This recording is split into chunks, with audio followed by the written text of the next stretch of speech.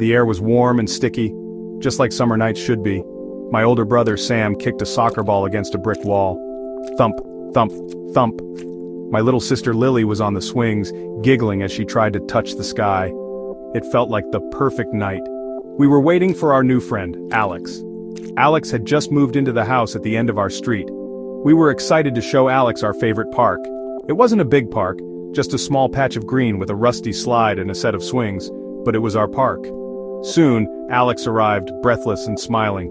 "Sorry I'm late," Alex said. "My mom made me finish my homework." We all laughed. Now the fun could really begin. We decided to play a game of hide and seek. Sam was at first, of course. He leaned against the brick wall, covered his eyes and started counting. 1, 2, 3. Lily, Alex and I scattered like mice. I found a great spot behind the water fountain, crouching low. I could hear Lily's soft giggles coming from somewhere near the bushes. Alex was silent, a true professional. I held my breath, listening to Sam's counting get higher and higher. 99, 100. "Ready or not, here I come," his voice echoed through the quiet park.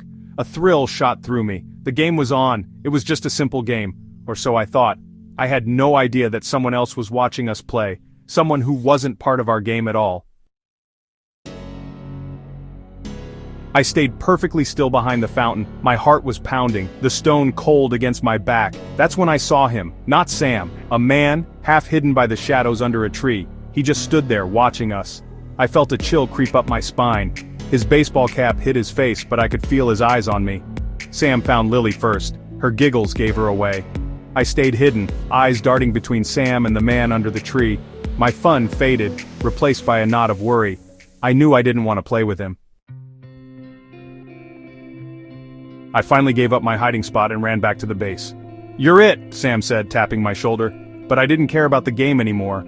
"We should go," I whispered, my voice shaky. "Why?" Sam asked, looking confused. "There's a man," I said, pointing discreetly toward the street. "He's been watching us." Sam, Alex, and Lily all turned to look. The man was still there, a dark shape against the darker night. He didn't move when we all looked at him. He just stood there, a silent observer. The fun atmosphere of our night was completely gone now, replaced by a thick, heavy silence between us. Sam, being the oldest, tried to be brave. "He's probably just waiting for the bus," he said, but his voice didn't sound very convincing. "Let's just go to the other park," Alex suggested. "The one by the library. It's bigger and there are more lights." It sounded like a good idea, a fresh start. We could leave the creepy man and our fear behind. We all agreed quickly. We gathered our things and started walking away from our little park, trying not to look back. But I couldn't help it. I glanced over my shoulder one last time. The man was gone. For a moment I felt a wave of relief wash over me. Maybe Sam was right. Maybe the man was just waiting for a bus and had left. "He's here," I said, my voice barely a whisper. The words felt heavy and awful in my mouth. Sam stopped pushing Lily on the swing. Alex froze mid-climb on the jungle gym. We all slowly turned to look in the direction I was staring. There he was, a motionless silhouette against the night. He wasn't any closer, but the fact that he was here at all was terrifying. How did he know we came to this park? Did he follow us? The bright lights of the new park didn't feel safe anymore. They felt like a spotlight, making us easy to see. Sam's face was pale. The brave act was gone. "Okay, this is weird," he admitted, his voice low. He pulled Lily off the swing and held her hand tightly. Lily looked up at him, her big eyes wide with confusion and a little bit of fear. She didn't fully understand what was happening, but she could feel our panic. "Who is that man, Sammy?" she asked, her small voice trembling. "I don't know, Lily," Sam said, trying to sound calm for her. "He's just a weird guy, we're not going to stay here." His attempt at reassurance did little to calm any of us, least of all himself. Alex slid down from the jungle gym and came over to us. We huddled together under the harsh park lights, fear thick in the air. The decision was made. We had to go home, now. "We're going to walk, we're not going to run," Sam said, trying to sound brave. We walked home, pretending everything was normal, hiding our fear. If we ran, it might make the man chase us. We left the bright playground behind and stepped into the dark. I dared to look back. The man was gone, but then I saw him, walking on the other side of the street, matching our pace. Hope vanished, replaced by dread. He was following us. The world shrank to just us and him on that long dark street. The walk home felt like it stretched on for an eternity. Every house we passed was a silent witness, its windows dark and empty. I kept thinking that a light would flick on, a door would open, and a friendly neighbor would ask if we were okay. But the street remained asleep, completely unaware of the silent, terrifying drama unfolding on its sidewalks. We walked faster, our short, quick steps betraying the panic we were trying so hard to hide. Sam's instruction to walk, don't run, was becoming harder and harder to follow. The urge to break into a full sprint and scream was almost overwhelming. Across the street, the man continued his slow, deliberate pursuit. He never got closer, but he never fell behind either. He was a perfect shadow, mirroring our every move. It was the not knowing that was the worst part. If he had shouted at us or run toward us, at least we would know what we were dealing with. But his silence was a weapon. It filled our heads with 1,000 horrible possibilities. Each creak of a tree branch, each rustle of leaves in the wind made me jump. My imagination was running wild, painting pictures of what he might do if he caught up to us. Alex, who had been quiet for most of the walk, suddenly spoke. We rounded the corner onto our street, our lungs burning, our legs screaming in protest. Our house was in the middle of the block, its porch light a welcoming beacon in the suffocating darkness. It looked so safe, so normal. It was a different world from the nightmare we were running through. "Almost there!" Sam gasped, his voice strained. He was practically carrying Lily now, who was stumbling and crying. I could hear the man's footsteps, a steady, rhythmic thudding on the pavement that was getting closer with every second that passed. He was faster than us. He was going to catch us. The distance to our front door seemed to stretch, the seconds slowing down like in a bad dream. I could see the familiar shape of our family car in the driveway. I could see the rose bushes my mom loved so much. All these normal, everyday things felt impossibly far away. My mind was screaming, faster, faster, faster, but my legs felt like they were moving through thick mud.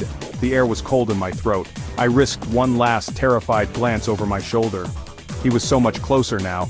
I could see the shape of him clearly under the streetlight, the long coat, the cap.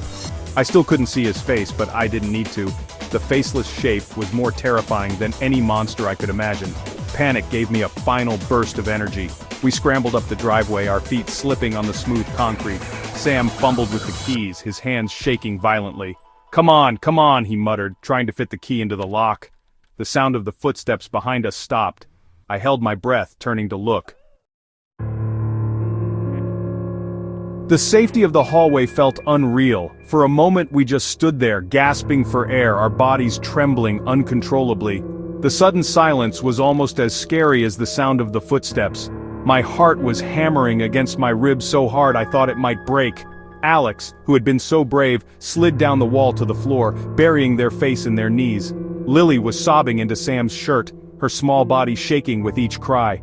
Sam held her tight, his own face a mask of shock and fear. We had made it. We were home. But the terror had followed us inside. My dad heard the commotion and came running down the stairs. "What in the world is going on?" he asked, his face filled with concern when he saw the state we were in. "Why did you slam the door?" Before any of us could answer, my mom appeared from the kitchen, wiping her hands on a towel. "Kids, Alex, you're all pale as ghosts. What happened?" The words tumbled out of us in a jumbled, panicked mess. A man, he followed us. From the park, he ran after us. Our parents' faces shifted from confusion to alarm. They tried to calm us down, to get a clear story, but we were all talking at once. My dad immediately went to the front door and peered through the peephole. His body went tense. "He's still there," he said, his voice low and serious. The piercing wail of a siren finally cut through the night. It grew louder and louder until it was right outside our house. Red and blue lights flashed, painting crazy patterns on our living room walls through the closed curtains. My dad looked through the peephole again. "The police are here," he announced. "They're talking to him." A collective sigh of relief went through the room. It was over. The police would handle it. They would make him leave. They would make us safe again. My dad opened the door and stepped outside to speak with the officers, leaving us inside with our moms.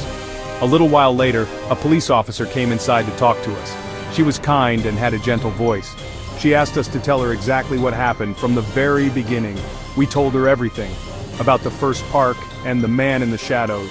About going to the second park and how he was there too. We told her about the long, terrifying walk home and how he crossed the street and started getting closer. Alex, Sam, and I all told the same story. The officer wrote everything down in a small notebook, her expression serious and concerned. She told us we were very brave and that we did the right thing by running home and telling our parents. The officer explained that when they arrived, the man was just standing on the sidewalk.